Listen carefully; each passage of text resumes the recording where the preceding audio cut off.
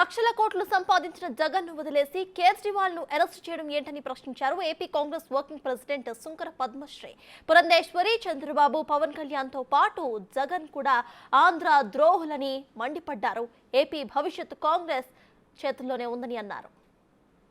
ఈ రోజున ఆంధ్రప్రదేశ్ ద్రోహులుగా పురంధేశ్వరే కాదు, పురంధేశ్వరితో పాటు జతకట్టినటువంటి చంద్రబాబు నాయుడు, పవన్ కళ్యాణ్, అదేవిధంగా ఇప్పుడు అధికారంలో ఉన్నటువంటి జగన్మోహన్ రెడ్డి 25 మంది ఎంపీలని ఇవ్వండి, కేంద్రంలో ఎవరు అధికారంలో ఉన్నా సరే మెడలు వంచి ప్రత్యేక హోదా తీసుకొస్తానని చెప్పి యువతను మోసం చేసి ఇప్పటికీ కూడా కేసులకి భయపడి తన కుటుంబ సభ్యుల్ని స్వయంగా బాబాయిని చంపినటువంటి కుటుంబ సభ్యుల్ని కాపాడుకోవటం కోసం రాష్ట్రాన్నంతా కూడా దాచుకునే ఎజెండాగా పనిచేస్తూ ఉంటే హోంశాఖ మంత్రి అమిత్ షా గారు స్వయంగా వైజాగ్ వచ్చినప్పుడే చెప్పాడు, ఆంధ్ర రాష్ట్రంలో ఉన్నటువంటి మంత్రులు అంటే వైసీపీ నాయకులు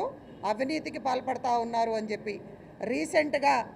అలయన్స్ ఏర్పడిన తర్వాత చిలకలూరుపేటలో స్వయంగా ప్రధానమంత్రి మోడీ గారే మాట్లాడాడు, ఆంధ్రప్రదేశ్లో ఉన్నటువంటి ముఖ్యమంత్రి మంత్రులందరూ కూడా అవినీతికి పాల్పడతా ఉన్నారు అని చెప్పి. మరి భారతీయ జనతా పార్టీని ప్రశ్నిస్తూ ఉన్నాం,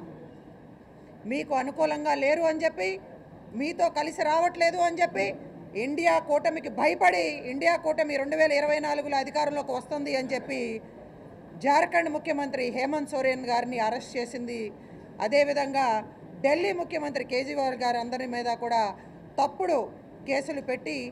ఈడీని, సిబిఐని, ఇన్కమ్ ట్యాక్స్ని ప్రయోగించి వీళ్ళందరినీ కూడా అరెస్ట్ చేసి, మరి ఆంధ్రప్రదేశ్లో ఇంత అవినీతి జరుగుతూ ఉంటే 1,00,000 కోట్లు దోచుకుని జైలుకు వెళ్ళొచ్చినటువంటి వ్యక్తి ముఖ్యమంత్రిగా చలామణి అవుతూ ఆంధ్రప్రదేశ్లో స్వేచ్ఛగా తిరుగుతూ ఉంటే వీళ్ళని ఎందుకు ఇప్పటివరకు కూడా మీరు అరెస్ట్ చేయట్లేదు అని చెప్పి ప్రశ్న